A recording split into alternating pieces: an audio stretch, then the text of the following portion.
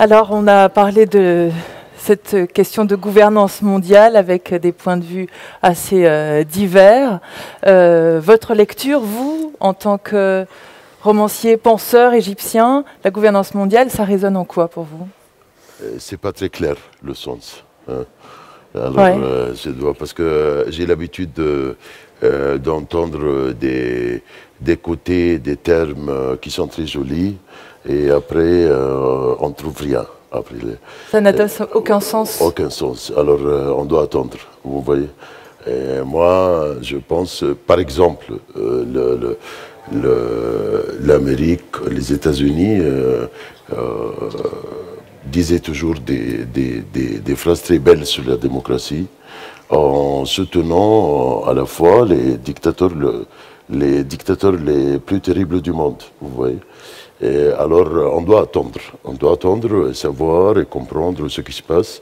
Je pense que le monde maintenant est en train de changer, surtout le monde arabe. Il ne sera jamais comme il était. On doit attendre, on doit aider ces peuples à achever une vraie démocratie, à mon avis. Et vous le voyez changer, vous, de votre lecture, de votre regard, vous le voyez changer dans quel sens? Comment vous décririez cette mutation? Parce que lorsque vous dites la gouvernance mondiale, finalement, c'est pas très clair, il y a quelque chose qui va dedans, qu'on entend, c'est mondial. C'est-à-dire qu'il y a quand même la notion de réseau qui fait qu'il y a une résonance à l'international qu'il n'avait pas avant. Donc ça, on intègre aussi cette nouvelle. Honnêtement, j'ai l'expérience en Égypte beaucoup plus que dans les autres pays parce que c'est mon pays. Je vis en Égypte. Comme romancier, j'essaie de comprendre ce qui se passe. J'ai participé à la révolution égyptienne et je pense que c'était... pour moi, c'était vraiment une expérience inoubliable. Je pense que je suis, après avoir participé à la révolution égyptienne, je suis devenu une autre personne. Je pense que c'est le cas des millions qui ont participé, qui ont fait cette révolution. La révolution égyptienne, à mon avis, était une réponse aux idées qui étaient...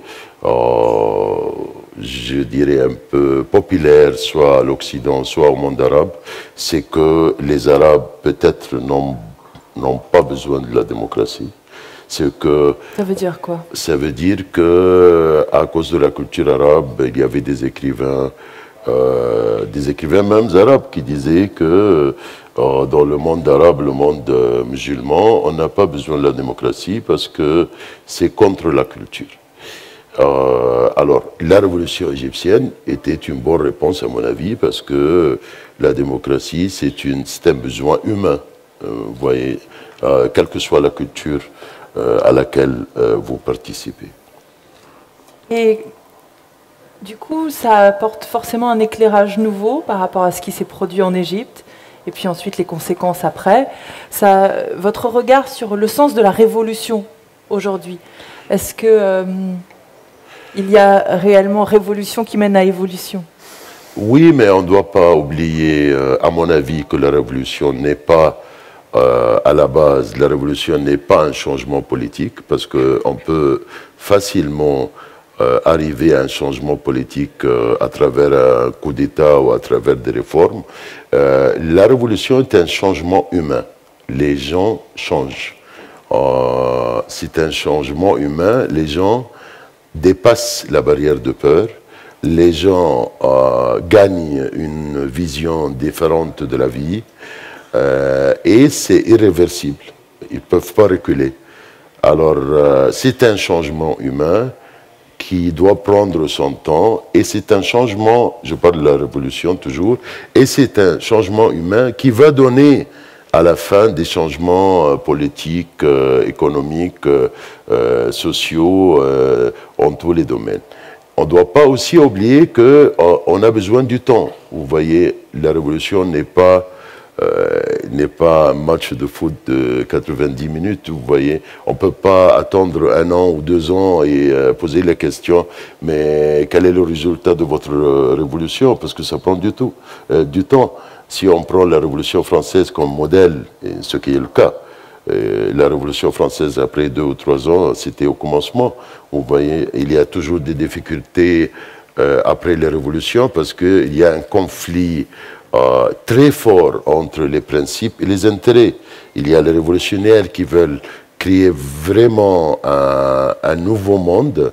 Il y a les révolutionnaires qui défendent les principes, qui sont absolument préparés pour payer même leur vie pour la liberté. Et sur l'autre côté, il y a un ancien régime qui défend ses intérêts.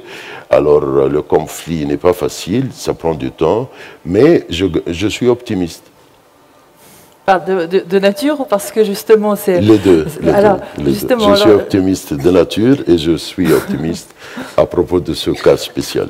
Lorsque vous avez suivi du coup les événements, que vous les regardiez, vous les scrutiez comme chacun d'entre nous, mais en plus de l'intérieur au quotidien, la façon dont les événements ont évolué, justement vous disiez il faut du temps.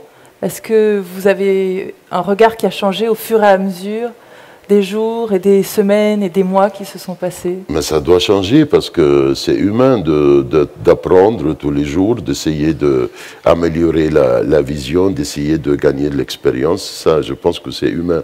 Mais à la base, je reste fidèle à l'idée que c'est impossible de reculer. Vous voyez l'ancien régime, même si elle est très forte, ça c'est la leçon de l'histoire humaine, l'ancien régime simplement appartient au passé et la révolution appartient au futur.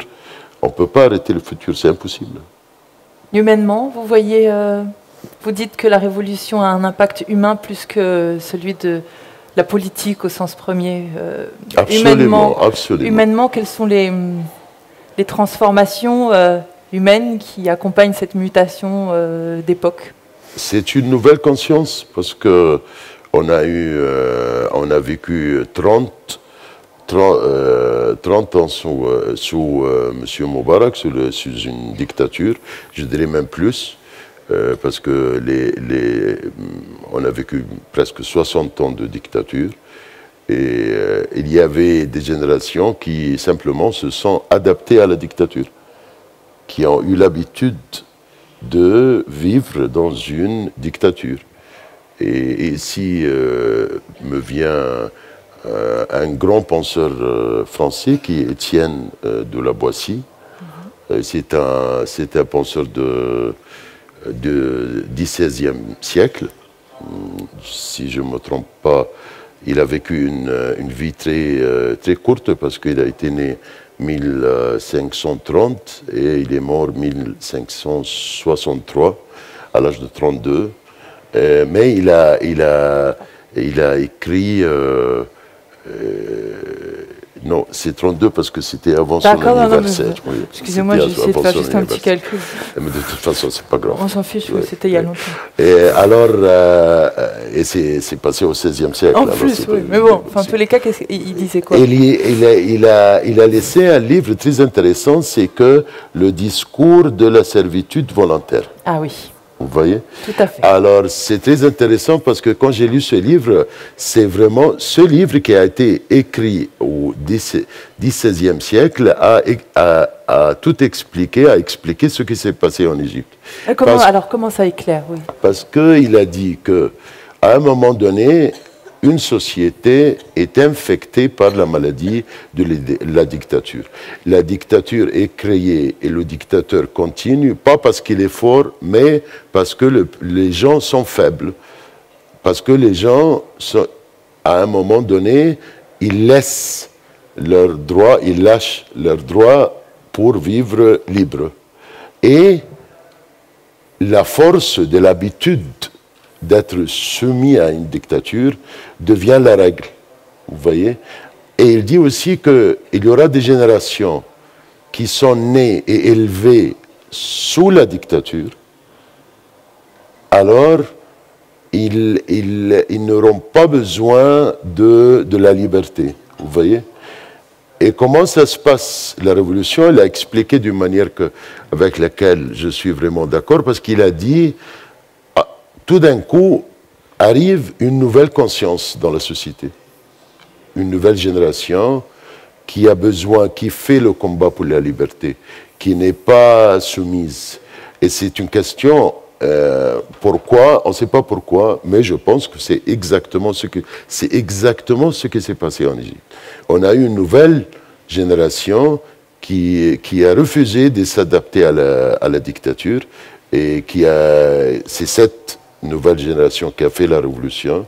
Elle était déterminée de changer son propre pays et pas de trouver des solutions personnelles, pas de trouver d'essayer comme les parents, les grands-parents, d'essayer de trouver une solution pour gagner sa vie et laisser le dictateur au pouvoir. Et c'est grâce à cette nouvelle génération que la révolution a pris 18 jours. On a réussi à obliger Moubarak de démissionner, et c'est grâce à cette génération que je suis optimiste.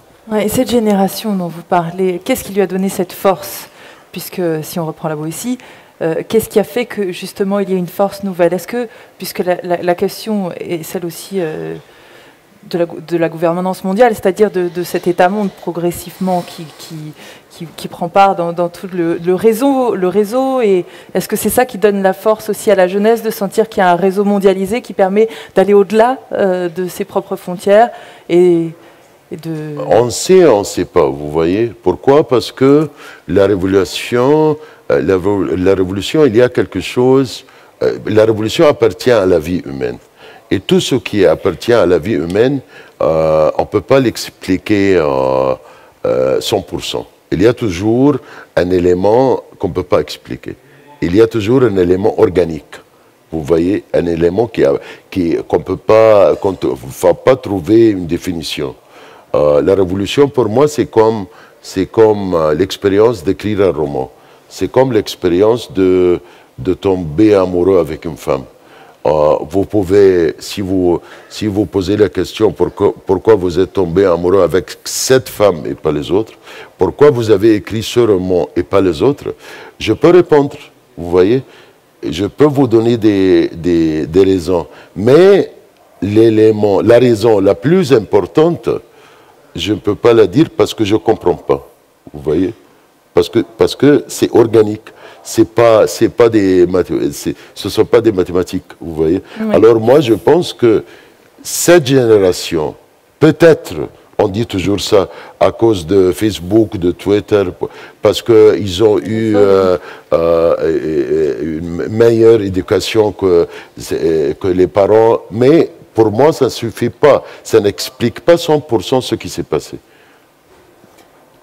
Est-ce que vous êtes positif, je vais terminer sur cette question-là, est-ce que vous êtes positif sur l'évolution de cette jeunesse et de votre pays, l'Égypte, aujourd'hui? Quelle perspective voyez-vous? Non, je suis optimiste, comme je viens de dire. Vous avez dit non, je suis optimiste, quand même. Non, peut-être c'est une faute. Je devais dire oui. Oui, je suis optimiste. D'accord. je devais dire oui. Oui, je suis optimiste. Je pense que l'ancien régime essaye d'arrêter la révolution. C'est impossible. C'est simplement impossible.